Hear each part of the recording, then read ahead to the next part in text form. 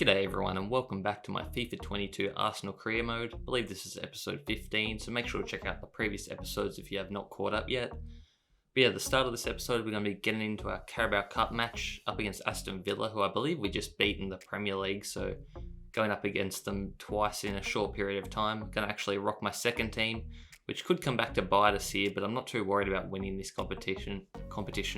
I know it's a bad thing to say, but I'm really just focused on the Premier League to try to get into that top four and then move forward with the Champions League in mind and to win the Premier League as well, obviously. But yeah, early on, it was looking good. We whipped across him from Nuno Tavares to Osea Tutu, I think is his name. Not sure how you pronounce that. But I actually didn't even pick him to be playing, but for some reason, the computer auto replaced the player I was playing at right wing and they put him in, and it seemed to have worked so far. But Aston Villa caught us on a counter there, and a brilliant save by our backup keeper Shepherd, I think, who we have brought up through the academy. So if they're going to keep pulling off great performances and saves like that, he'll be in the first team eventually. But a great pass there from the Aston Villa player, and it falls to this guy who I actually have no idea who that is. So I wonder if they're playing a weakened side too. But near the end of the first half now, we're on the counter here, and we pass through to Lang, who has been a good pickup for us. And he's driving through, hits it across the box, but Tutu cannot get a foot on the end of it there. And now it's Aston Villa late in the game now. They have a corner, basically 90th minute now. And I hate it when the opposition have corners. And Watkins manages to drill one bottom corner in the last minutes of the game. And he's basically advanced them to the next round. And we are going to be going out of this Carabao Cup match unless we can come up with some last second heroics here. And it's the youngster Naylor to Martinelli. And he hits it, but Steer with a great save. Martinelli should be finishing from there. But it's been saved and it goes out for a corner. And can we get something from it? No, Basuma's going to head it over the top. So a couple of great chances right at the death there. But we cannot come up with a goal. So Aston Villa move on. And you see there was quite an even game possession-wise. We had a few more shots. And we probably should have made the most of them. But unfortunately, we couldn't. So going to be getting back into the Premier League now. You see we're still on top of the table for now, only by a point over Liverpool and then the likes of West Ham, Chelsea and Everton. Manchester United not even in the top 8 there. They're actually 9th, followed by Aston Villa, and then the relegation it's West Brom, Palace, and I think it was Bournemouth down there as well. But yeah, up against Newcastle now, so hopefully we can rectify that poor result in the Carabao Cup and come away with a win here, but you know, momentum is a strong thing in anything. And we get it across to Lang here, who's been a great addition and a great option to put into the starting lineup ever since Saka went down. I think that might have been last episode as well, but he's really been playing well for us. But Newcastle here somehow score the most jammy goal there. It's going to be Hayden to tie it up. Then early on in the second half here, we're just moving it around the box, trying to find the opening.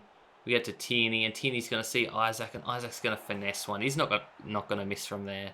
If you're not going to mark him and you're not going to block his shot's going into the back of the net, that's for sure. But we hold on there, 2-1 victory. Weren't dominant at all. That was actually also a very even game. You see the XG there. We only had a little bit more, so probably deserved to scrape that one, which we did. But you see there, Manchester City actually drawing with Bournemouth.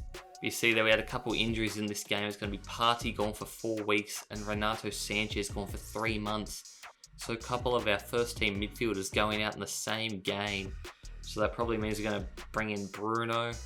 And I'm trying to think of our other midfielder. Probably just Sambi Lokonga as well. But luckily we made a couple of midfield signings because you see why it's important to have depth.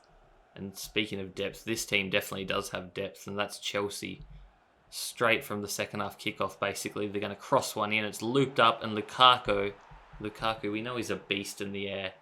And he's just basically got a free header there, and Ramsdale wasn't able to keep it out. But we have a cross here from Tierney, and he actually mishits the cross, but it hits the crossbar after the keeper, I think it was Mendy, misses the punch. That would have been one of the craziest goals I've ever seen. But Chelsea here catch us on the counter. I bring the keeper out. It gets chipped, but Tierney's there to clear it off the line. So we survive for now, but Chelsea coming back again through Werner. And Lukaku's just going to hit one on his non-preferred right foot, and he's hit it in the top corner again. Basically the same spot where Ramsdale was beaten the first time. It's very disappointing, and Lukaku's just on a mission. as he looks to get an assist here from Werner, but Werner's going to play it back to Lukaku, saved by Ramsdale, but it's going to be Jorginho on the follow-up there, as Chelsea win 3-0, very low shot game, 6 shots to 5, but they were just had the better chances and were more clinical, and they absolutely thrashed us there at the Emirates too, I think it was at, losing 3-0, a very disappointing result. Didn't really have any chance in that game. And we're going to have another big game coming up next. I believe it's going to be against Manchester United. So it's going to be a tough one as well. But yeah, probably not going to be on top of the league anymore after that. Because it's whenever you drop points, it's going to be very hard to stay on top of the league. And yes, we're going to be at the Emirates again. And then we are going to be playing against Manchester United. It feels like every time we play Manchester United, something crazy happens. Always a late equaliser, always dramatic. You see there Ronaldo's still playing at his age, which is a little bit surprising. I thought maybe he would have retired. But they get it ahead to Rashford here. And he's just got speed. And Tomiyasu just cannot take him down. And Ramsdale gets a hand to it, but it's not strong enough as it hits the post and goes in. But we're still in the first half. Bruno's going to hit it out wide to Tierney. And Tierney's going to cross one in. And Isaac's going to be leaping like a salmon. And he heads that home to make it 1-1. But Manchester United straight from kickoff just before halftime. Bruno's going to hit one. It hits the crossbar, but it doesn't go in. And Ramsdale's there to grab that now. So real hard in mouth stuff there. But we actually ended up holding them to a 1-1 draw. I'm not sure if we held them or they held us, because you see from the stats there, we should have had more goals. The XG were in our favour.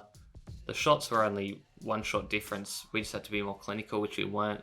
And De Gea was making saves everywhere. So no late dramatics there. The second half was very, very boring, so I decided not to show anything from it. But finishing up now, the last game of the episode is going to be against Bournemouth. The relegation zone Bournemouth. But they did have a draw against Manchester City, so maybe that's a sign of things changing for them. But we're on the counter-attack here, and we whip a ball across to Martinelli, who takes it down beautifully, and you're not going to catch him, and he should finish, and he does. Gabriel Martinelli. I think I've told you how much I love this kid, but I really do love him. The number 14 should be here for years to come. But Bournemouth get an equaliser there, a great bit of work there. And I think that's Solanke, the ex-Liverpool man, who they sold to Bournemouth for a pretty good price as well, I think they got for him. So some good business there done by Liverpool. But I mean, if he performs for Bournemouth, you'll say good business for Bournemouth. But there we get it to Martinelli again, and it's basically a similar goal, just finesses it round the keeper beautifully. As we go up 2-1, and we look to go up more as we get it ahead to Ødegaard now. He's got space as well. He's probably going to have to take this one on his right foot, but he should finish, but he's blazed it over the top. Martin Ødegaard has been in absolutely sparkling form and has been a great player for the team. But Solanke's going to turn and shoot, and he somehow gets it past Ramsdale. I don't know how he managed to do that. Just spun on a dime, and he manages to tie the game up, and it finishes 2-2. Another game we've let slip, and we've dropped more points. It's not the greatest episode, but thanks for watching, guys. Make sure to drop a comment and a like. Please subscribe, really helps me out. But yeah, you see now we're currently 3rd. Going to be hard to get back to the top, but still anyone's league at this point. Thanks for watching. Peace.